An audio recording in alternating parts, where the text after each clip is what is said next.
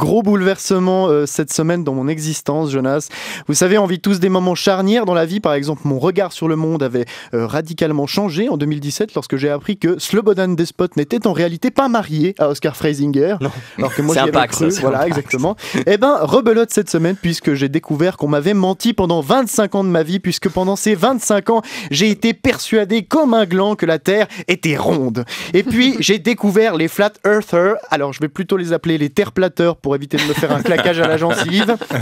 Et selon les terre-plateurs, on nous ment, la Terre est plate, pas ronde. Et bien sûr, quand beaucoup de gens croient à la même connerie, on en fait des organisations, pas besoin de résumer le concept de religion.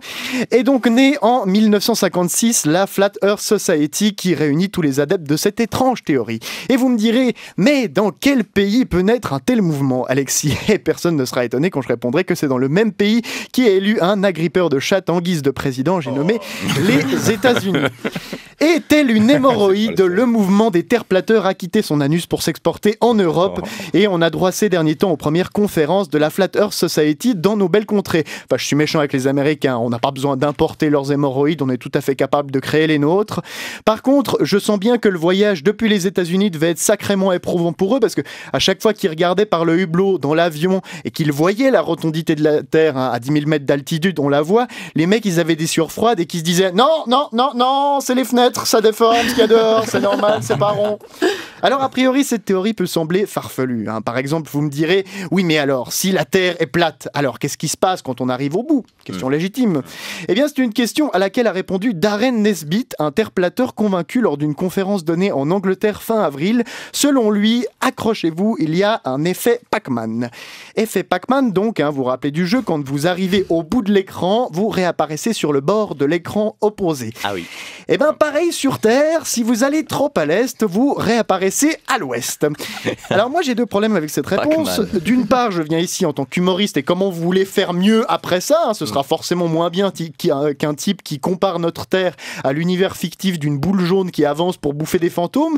Et d'autre part, je me fais vraiment du souci pour la santé de Darren Nesbitt, parce que si son cadre de vérité c'est le jeu vidéo, il va pas faire long le gars. Parce que si le gars essaye d'aller bouffer une étoile comme dans Mario pour être invincible, il risque d'avoir des problèmes.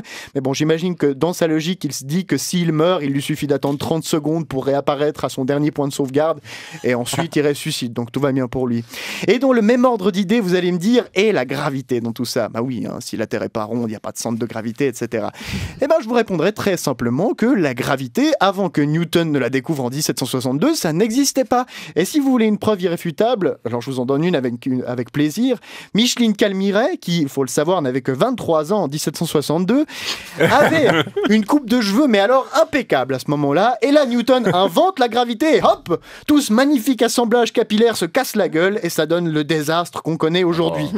Mais la dernière manie des terre-plateurs, c'est de dire que l'Australie, chez-vous, l'Australie n'existe pas. Et là, je vous vois venir, vous allez me dire, mais c'est pas possible, j'y suis allé l'année passée, Jonas va me dire, parce qu'il a plein d'argent, etc.